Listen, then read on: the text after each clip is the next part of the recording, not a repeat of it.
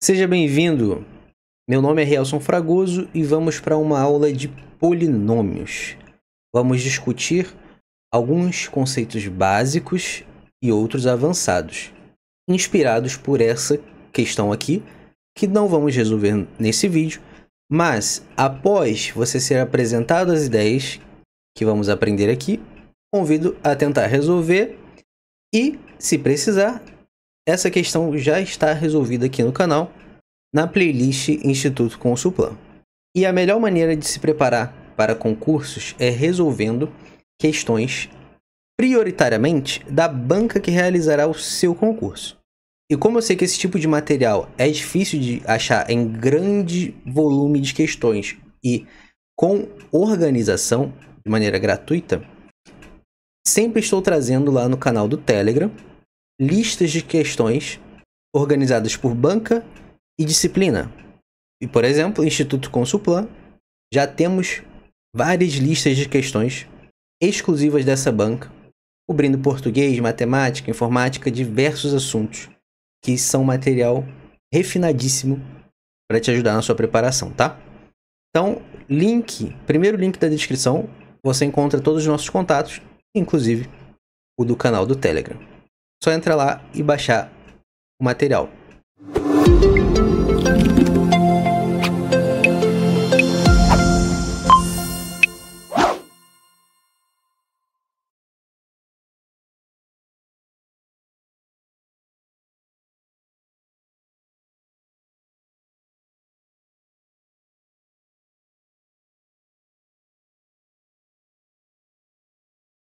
Vamos começar. Polinômio é uma criatura com essa carinha aí. Aqui, a gente lê P de x. Dentro desses parênteses indica qual é a variável independente. Ou seja, eu tenho uma variável dependente, que é o P. É o valor desse polinômio. Ele depende de quem? De quem está entre parênteses, de x. Então, essa variável aqui não necessariamente tem que ser x. Mas é o mais comum. Por isso que a gente aprende como P de x. Mas poderia ser aqui, por exemplo, P de m. Aí aqui estaria 5m elevado a 5. A 4 vezes m elevado a 4 e assim por diante, tá? Aqui eu peguei um polinômio de um exemplo concreto, que ele nem está completamente informado, tá? Por que isso? Bom, um polinômio é isso daqui, é uma soma de vários termos algébricos. Pode ser que só tenha um termo também, mas ainda assim eu posso chamar de polinômio. Mas normalmente tem mais de um termo. E como é que eu identifico a quantidade de termos? Você pode pensar que isso aqui é uma frase com várias palavras, e a separação dessas palavras são os sinais de mais, e eventualmente você pode ter um sinal de menos, tá? Mas a subtração você pode enxergar ela na forma de uma soma também, né? A menos B é a mesma coisa que falar A mais menos B. Então aqui eu tenho dois termos, aqui eu também tenho dois termos. Então, pergunta, quantos termos eu tenho nesse polinômio do exercício? Exatamente. Ponto para quem respondeu 6 termos. 1, 2, 3, 4, 5, 6. E se você bem notou, esse último termo que eu rabisquei não está sendo multiplicado por variável alguma. Ou ele não está multiplicando variável x nenhuma, certo? Ah, mas ele também é uma letra. Então ele também não é uma variável? Letra, quando tem letra não é variável? Nem sempre. Tem um vídeo que eu fiz sobre diferença de variável e incógnita, tá? Pode ser um preciosismo semântico, mas eu acho que é uma distinção válida. Esse termo aqui não está atrelado à variável do polinômio. É a variável x. O que é variável? É algo que assume valores diferentes dependendo do gosto do cliente. Eu vou jogando valores para o x, sei lá, o x igual a 1. O que acontece quando x igual a 1? Aí o polinômio P de 1, né, vai ter um certo valor. X igual a 2, aí eu vou ter o polinômio P de 2. Onde tiver x eu vou colocar o 2 e assim por diante. É variável porque eu posso ir atribuindo valores. Aí eu posso também limitar esses valores que eu posso atribuir também. Aí isso lá em função a gente chama de domínio. Mas a ideia é essa. Incógnita é diferente. Incógnita é algo desconhecido, mas tem um valor certo. E a isso a gente chama esses coeficientes. Esse último que eu estou falando Ele é especial porque ele não está atrelado a variável nenhuma, como você sabe. Então, a gente chama esse termo, que é composto só pelo coeficiente, sem variável alguma, de termo independente. Por que termo independente? Porque ele não depende. O valor desse termo aqui, ó, não depende da variável x. Qualquer que seja o valor de x, aquele termo vai ser o valor fixo ali, que nesse caso está desconhecido. Ele chamou de A0, mas tem um valor definido. E pode vir a ser 0 também, inclusive. Então, esse termo aqui, por exemplo, se eu jogar x igual a 1, ele vai valer 5 vezes 1. Se eu jogar x igual a 2, ele vai valer 5 vezes 2 elevado a 5. Que é quanto? Cabeça aí. 32. Então, vai ser 5 vezes 32. Perceba que o valor do termo mudou ao gosto da mudança do valor de x. Só que aqui não. Se esse A0, por exemplo, vale 3, independente do valor de x, esse termo aqui vai ser 3. Por isso, termo independente. Agora, vamos falar sobre o grau de um polinômio.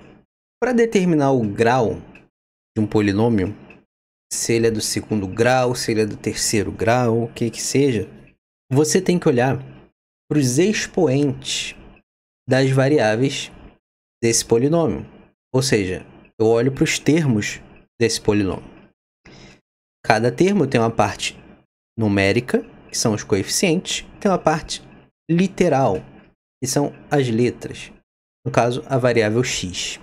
Aí eu olho para os expoentes dessas variáveis. Então eu tenho x elevado a 5, tenho x elevado a 4, x elevado a 3, x elevado a 2, x elevado a 1, né? Porque aqui não tem nada, é como se tivesse 1. E aqui, ó, aí não tem x. Não tem, de fato. Mas eu poderia pensar como sendo A0, que multiplica x elevado a 0. E aí esse expoente aqui ser 0. Mas x elevado a 0 é a mesma coisa que 1.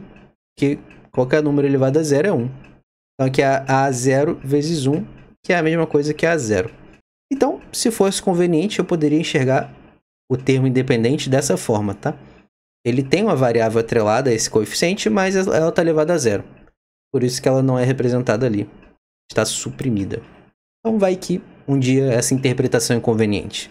Então talvez você já tenha até deduzido que o grau de um polinômio é o maior expoente atrelado a alguma variável desse polinômio. Então, no nosso P de x aí, qual é o grau dele? Grau 5. Porque é o maior expoente atrelado a uma variável desse polinômio. Poderíamos essa anotação aqui ainda, tá?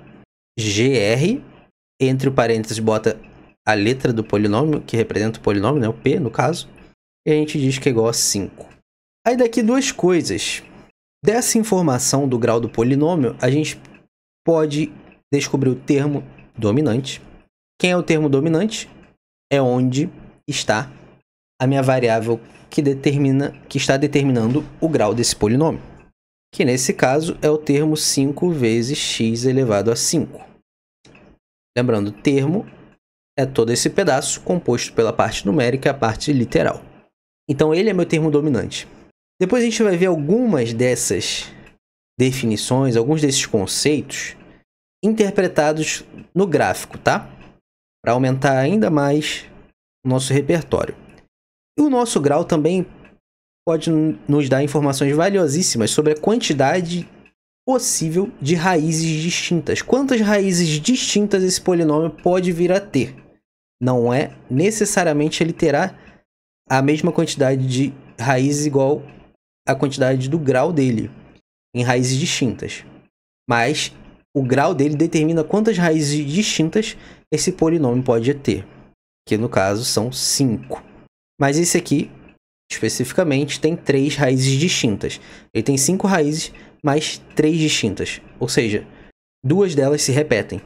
Que é algo que a gente já vai ver também. Que se trata da multiplicidade. E claro que a gente está falando de raízes reais, dentro do conjunto dos números reais. Antes de passar para o gráfico, vamos entender o teorema do fator. Ele é muito importante para a resolução de exercícios de polinômios. Se você conhece raízes de um polinômio, você pode escrevê-lo na forma fatorada, em que cada fator é um polinômio de grau 1, na forma x menos as raízes desse polinômio. O que eu quero dizer? Aqui o enunciado nos disse que esse polinômio tem as raízes a, b e c, essas três raízes distintas. Ele nos disse que a maior tem multiplicidade 2, a menor também tem multiplicidade 2 e a do meio tem multiplicidade 1. Então vamos estabelecer uma coisa aqui. Vamos supor que a ordem crescente é essa daí, do valor, né, das raízes. A é menor que B e B é menor que C. Então A é nossa menor raiz e C é nossa maior raiz. E B é a do meio. Aqui a gente está supondo isso, tá? Só a título de estudo. Lá no exercício, na questão, pode ser algo diferente. Spoiler, vai ser. Sendo esse o caso, então isso significa que o nosso fator formado com a raiz A vai ter multiplicidade 2. O que é essa multiplicidade? É quantas vezes esse fator aparece na forma fatorada desse polinômio p de x. Fatorada desse jeito, x menos a raiz 1 vezes x menos a raiz 2 vezes x menos a raiz 3, no caso, para três raízes distintas, e tudo isso multiplicado por uma constante. Aí você dá o nome que quiser, vamos chamar de k, por uma constante k. E quem é essa constante? É o coeficiente do nosso termo dominante. Por isso que eu falei para prestar atenção no termo dominante. E se eu não falei, estou ficando maluco dizendo que falei, agora eu falei. Então, bateu o olho no polinômio, já olha grau, já destaca o termo dominante, já olha o coeficiente do termo dominante, para você tirar essas informações. Então vamos escrever esse polinômio aí na forma fatorada dele pelas raízes. Como ele tem três raízes distintas, ele ficaria assim, ó. K, que é o coeficiente do termo dominante, que multiplica x menos A. Vamos anotar aqui. A tem multiplicidade 2, B tem multiplicidade 1 e C tem multiplicidade 2 também. Isso quer dizer que x menos A vai aparecer duas vezes. X menos B, uma vez só. E x menos C vai aparecer duas vezes também. Olha, uma coisa vezes ela mesma é isso ao quadrado, né? Pronto, assim a gente consegue dar uma reduzida no nosso polinômio e agora ele está bem mais bonitinho. Então, algebricamente, é isso que significa multiplicidade. A gente já vai ver no gráfico. Multiplicidade 2 de uma raiz. Quando eu escrevo essa raiz nessa forma aqui, fatorada, eu tenho que jogar esse expoente que ele falou que ela tem. Se ele tem multiplicidade 2, eu jogo aqui x menos a elevado a 2. Lembrando que a gente está seguindo essa suposição que a gente fez aqui a fim de estudos. Que a é a menor raiz e c é a maior raiz, para combinar lá, para usar as informações do exercício. B é a raiz do meio, que tem multiplicidade de 1. Ó. Percebe que o expoente aqui desse fator é 1. E aqui esse outro fator é x menos c, c sendo a maior raiz, e a maior raiz também tem multiplicidade 2. Tem multiplicidade 40.000. Esse expoente aqui é 40.000. Tem multiplicidade qualquer que seja, sei lá, um n, qualquer. X menos c elevado a n. E aí lá no exercício você vai ter que descobrir quem é A, quem é B, quem é C. Quando você descobrir isso, ele deu um sisteminha lá, né? É só você substituir aqui, ó. O valor de A, o valor de B, o valor de C. E você vai ter o seu polinômio na forma fatorada. E lembrando desse K. O K, nesse caso, é igual a 5. Então, P de x na sua forma fatorada ficaria P de x igual a 5 vezes x menos A ao quadrado vezes x menos b elevado a 1 vezes x menos c elevado a 2. Então, olha só. Vamos passar para os gráficos agora. O termo dominante de um polinômio nos diz muito sobre o comportamento gráfico desse polinômio. Caraca, Helson, mas como é que a gente vai montar na mão um gráfico de um polinômio desse? Montar uma parábola que é de grau 2 já é uma luta? Calma. A gente não quer montar um gráfico exato. A gente quer entender algumas coisas. Algumas coisas que a gente já falou, que a gente entendeu elas algebricamente, e vai passar essa interpretação para o gráfico, porque nunca se sabe quando é útil fazer o caminho inverso também, de tirar do gráfico para uma informação algébrica. E já de cara, eu posso não saber desenhar perfeitamente, né, jogando os valores certinhos de x e p de x ali, mas eu consigo entender o comportamento, por exemplo, das pontas desse polinômio através do termo dominante. Por quê? Dá para fazer um exercício rápido. Quando o x, onde está o eixo x aqui, ó, o eixo x você tem todos os valores que você pode atribuir para o x. Conforme ele vai crescendo, eu simbolizo isso aqui, ó, mais infinito, infinito positivo. Ou seja, esse x pode ser tão grande quanto se queira. Essa é a principal ideia de infinito. Quando esse x está crescendo, o que está acontecendo com o meu p de x? Ele está aumentando ou diminuindo? Sabe quem vai te dar a melhor dica sobre isso? O termo dominante. Você não precisa analisar todo o polinômio. Você pega o termo dominante. Ele vai te dar a melhor pista sobre isso. O que significa crescer? O valor do polinômio crescer ou decrescer no gráfico? Bom, crescer vai ser se o gráfico estiver acima de x. Todos esses valores aqui, ó, são positivos. E o eixo vertical das ordenadas, o eixo também poderia chamar de p de x igual a y, né? Para facilitar, coordenada x, y, indica os valores que o polinômio assume para um certo x. Por exemplo, para x igual a igual a b e igual a c, eu sei que o valor do polinômio é zero. Por quê? Primeiro, graficamente, é isso que eu estou dizendo. Eu ainda não desenhei o gráfico do polinômio, né? Mas quando desenhar, ele vai passar pelo x igual a, o polinômio vai estar cortando o eixo x. Então, para um ponto estar em cima de um eixo, a coordenada do outro eixo tem que estar zerada. Então, para o gráfico cortar o eixo x, significa que nesse momento, o valor da coordenada y dele é zero. Ok? Então, para aquele x, o polinômio vale zero.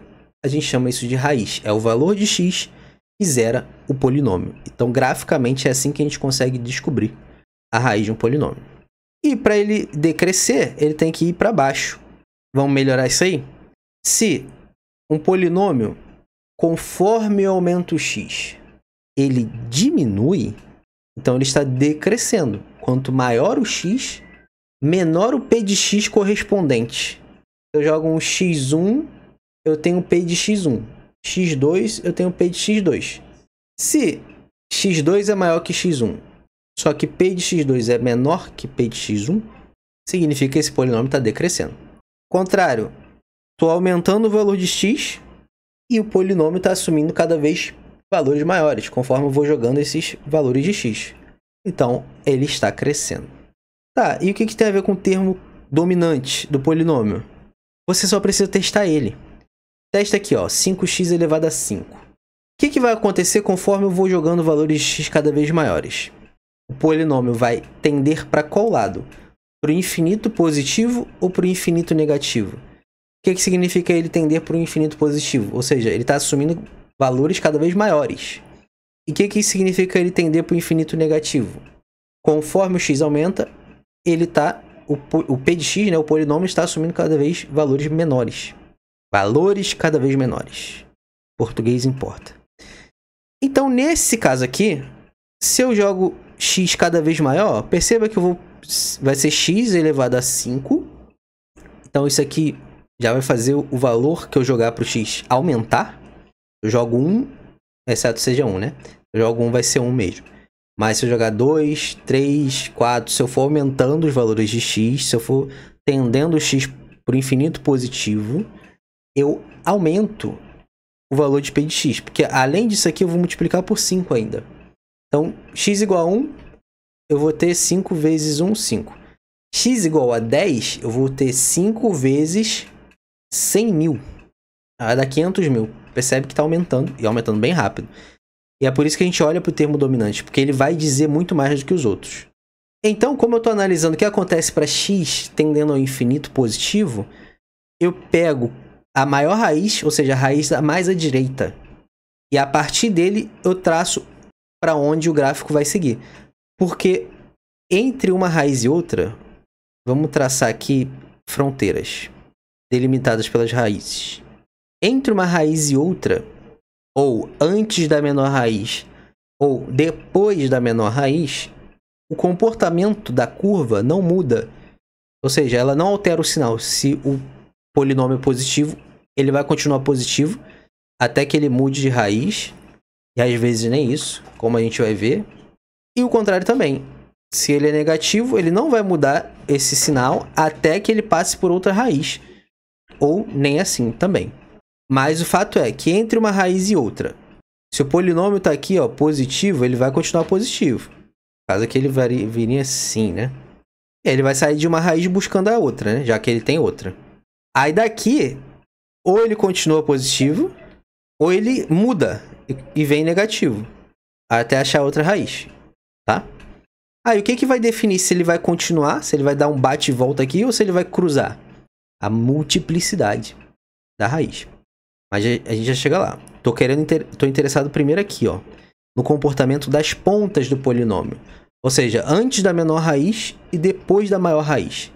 Depois da maior raiz, eu tô analisando esse cenário de x tendendo ao infinito positivo. Antes da menor raiz, eu tô analisando esse aqui, do x tendendo ao infinito negativo. A gente já descobriu que conforme eu for aumentar o valor de x aqui, o p de x vai aumentar também. Então, depois da maior raiz, esse polinômio é crescente. Então, essa pontinha dele vai ser isso aqui. Mais ou menos isso aqui. Não precisa ser perfeito a curva não, tá? Então, eu não sei, posso não saber desenhar perfeitamente o polinômio inteiro. Mas eu sei que na ponta o comportamento dele é esse. E saber disso pode me trazer informações valiosas, dependendo da situação. E nessa outra ponta de cá, para a esquerda, percebe o seguinte. Aqui eu tenho uma potência que eu vou ter bases negativas, certo? Então eu estou preocupado aqui lá no infinito negativo. Então números negativos, muito negativo mesmo. O que acontece um número negativo elevado a um expoente ímpar? O resultado é negativo. Ou seja, quanto mais negativo eu jogar esse x aí, mais negativo vai ser x elevado a 5. Menos 1 elevado a 5 vai ser menos 1. Mas menos 10 elevado a 5 vai ser menos 100 mil. E assim vai embora. Quanto mais negativo ainda vai ficar essa potência aqui. E isso daqui, que já está negativo, vai ser multiplicado por 5. Vai ficar 5 vezes ainda mais negativo. Então, o que o meu termo dominante está falando? Cara, conforme tu for diminuindo o valor de x, quanto mais para a esquerda tu jogar esse valor de x, aqui eu esqueci, né? Aqui a gente descobriu que vai para o infinito positivo. Aqui a gente já está descobrindo que vai para o infinito negativo. Mais negativo vai ser o polinômio. Então, dessa raiz para a esquerda, dessa menor raiz para a esquerda, isso aqui vai só descer. Então, o termo dominante é muito valioso para trazer informações gráficas. Mesmo que seja para você só ter uma noção, não para montar um gráfico perfeito. O que eu quero dizer por um gráfico perfeito? Um gráfico que passe pelos valores numéricos das coordenadas certinho, tá? Aqui eu estou mostrando como você pode ter uma ideia do comportamento desse polinômio sem ser muito preciso. E dá para melhorar ainda mais essa busca de informações, mesmo que não tão precisas, tá? Mas você vai ter precisão sobre o comportamento da curva, tá? Não tô falando que você não vai ter precisão. Você não vai ter precisão numérica, porque aqui a gente está avaliando o comportamento da curva sem se preocupar muito as coordenadas exatas que ela está passando. Então acabamos de esgotar o que a gente poderia esgotar do nosso termo dominante. Agora vamos entender entre as raízes. A gente supôs que o A é menor que o B e o B é menor que o C. E a interpretação gráfica aqui desse exemplo disso é que o A é negativo, o B e C são positivos, tá? Mas poderia ser todo mundo positivo. Poderia ser ainda todo mundo negativo também. Só que, seguindo esse A menor que B e menor que C, a gente obteria isso aqui. Tá. E agora, como é que a gente faz para saber se nessa divisão, nessa partição aqui, se o polinômio está positivo ou se ele está negativo? E a mesma coisa aqui também. A gente não vai precisar jogar valores de x aqui, né? Descobrir quais são as raízes, jogar valores de x para testar. Até porque eu estou supondo aqui que a gente não tem precisão numérica das coordenadas. Então não tem como atribuir esses valores. Nesse caso aqui eu sei que o A está negativo, mas eu não sei quanto. Para jogar um valor aqui, ó, nesse pedaço. Entendeu? Mas mesmo assim eu consigo extrair com precisão o comportamento, se é positivo ou negativo aqui. uma vez que eu tenha feito essa análise das pontas, através do termo dominante do polinômio. Se eu concluir essa análise das pontas, tracei as fronteiras aqui, ó, determinadas pelas raízes, só falta uma informação: a multiplicidade das raízes. Então o enunciado traz pra gente que a menor e a maior raiz tem multiplicidade 2. E a raiz do meio tem multiplicidade simples, que é 1. Essa informação é importante para montar aqui a forma fatorada pelas raízes do polinômio. E para montar ela é importante você saber o valor exato da multiplicidade. Mas para o gráfico só importa se você sabe se a multiplicidade é par ou ímpar. Por quê? Se a multiplicidade é par, significa que o polinômio vai vir, ó, pega aqui da esquerda. Ele está vindo lá do infinito negativo, vai encontrar essa raiz aqui de multiplicidade par.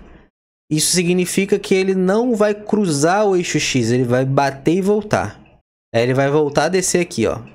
E aí depois ele vai querer encontrar outra raiz, a raiz b, que tem multiplicidade o quê? Ímpar, porque a multiplicidade da raiz b é 1. Aqui, ó. Caso ele te dê a forma fatorada do polinômio, você pode buscar por aqui, ó. A raiz b tem multiplicidade de 1. Então, multiplicidade ímpar. O que acontece quando eu encontro a raiz, ele cruza o eixo x. Então, ele troca de sinal. Se eu fizer devagar, ele vai transformar numa reta. E aí ele vai em busca da outra raiz, que é a raiz c. E aqui, ó, nossa forma fatorada diz que a multiplicidade é 2, ou seja, multiplicidade par. Então, eu não vou cruzar o eixo x, eu vou bater aqui na raiz e vou voltar. Isso que significa a interpretação gráfica da multiplicidade de uma raiz de um polinômio. Se tem multiplicidade par, quer dizer que o gráfico do polinômio vai chegar nela, vai bater e voltar. Então, se estava negativo, vai bater lá e continuar negativo. Aí vai encontrar a próxima raiz. Aí eu vou ver, a multiplicidade dela é ímpar ou par. Se for ímpar, o gráfico então agora vai alternar o sinal. Vai sair, nesse caso aqui do negativo, vai ficar positivo. Percebe o seguinte, ó. Entre a partição b, da raiz b até a raiz c, o polinômio não mudou de sinal, ele ficou positivo o tempo todo. Entre a raiz a e a raiz b, ó, ele ficou negativo o tempo todo. É outra informação importante de se aprender. Entre as raízes, ou como vimos, antes da menor raiz e depois da maior raiz, o comportamento, ou seja, o sinal do valor do polinômio não muda. Ele só muda se ele cruzar de raiz. E se essa raiz tiver multiplicidade ímpar, né? Ah, e quando que é zero? Bom, quando ele está na raiz, né? Que a raiz é o valor de x que zera o polinômio. Então, última subida de nível dessa aula. Vamos interpretar isso aqui, ó. Se eu te dou esse gráfico aqui, o que você pode deduzir? E aí você pode ver se vai ser útil ou não no seu exercício. Mas é bom saber. Tá. Dada essa situação aqui, A, B e C são raízes. A menor que B, B menor que C. O que eu consigo entender desse gráfico aqui, ó? Quando x é menor que A, isso implica que P de x é menor que zero. O gráfico está abaixo do eixo x, então está assumindo valores negativos em y. Aí quando x igual a gente sabe que P de x igual a zero, porque a gente sabe que A é raiz de P de x, é raiz desse polinômio, então A é o valor de x que zera o polinômio. Essa aqui é só por uma questão de desencargo de consciência, né? A essa altura do campeonato, isso aqui já devia estar mastigado. Entre o A e o B, como é que eu escrevo? Dessa forma aqui. Para um x entre A e B, se eu pegar um x dentro desse intervalo aí, eu sei que eu vou obter um P de x menor que zero também, ou seja, um P de x negativo. É isso que o meu gráfico está dizendo. Aí aqui, ó, x igual a B, P de x igual a zero. Vou anotar isso aí não. Entre a raiz B e a raiz C, ou seja, se eu pegar valores de x que são maiores que B e menores que C, qual vai ser o valor do meu P de x? Ou melhor, o valor não, né? Porque vai depender do x, mas o sinal do valor do meu P de x, negativo ou positivo? Que o gráfico está me dizendo que vai ser positivo, ó. Entre B e C, qualquer valor de x que eu pegar, ó, vai bater aqui num valor positivo no eixo y. E o eixo y representa o valor de P de x para um certo x. E finalmente, para x maior que c... Ah, pulei o x igual a c, né? Que é quanto? 0. P de x igual a 0. Para x maior que c, que é essa galera aqui, ó, esse intervalo aqui, meu P de x também será sempre positivo. Para qualquer x maior que c. Bom, gente, vou ficando por aqui. É lógico que tudo que eu falei aqui, por mais que tenha sido bastante coisa, não encerra o assunto, tá? Mas te tira do básico, te deixa já num nível legal, preparado para sair de diversas situações que você pode encontrar em questões de concurso e vestibulares também. Então você está mais do que convidado a tentar resolver essa questão e depois assistir o vídeo da resolução dela, ok? Muito obrigado pelo seu apoio aqui no canal, curtindo, compartilhando os vídeos. Sempre que possível, compartilhe com a pessoa que você acha que vai ter interesse nesse conteúdo. E assim a gente monta uma comunidade qualificada. Bons estudos, continue sempre focado nas pequenas porções de progresso. Quando der você faz mais, quando não der você faz um pouquinho ali só para falar que fez. O que importa no final das contas vai ser a constância, tá? E pratique sozinho. Só quando você pratica sozinho que o aprendizado acontece de verdade. Bons estudos e até a próxima.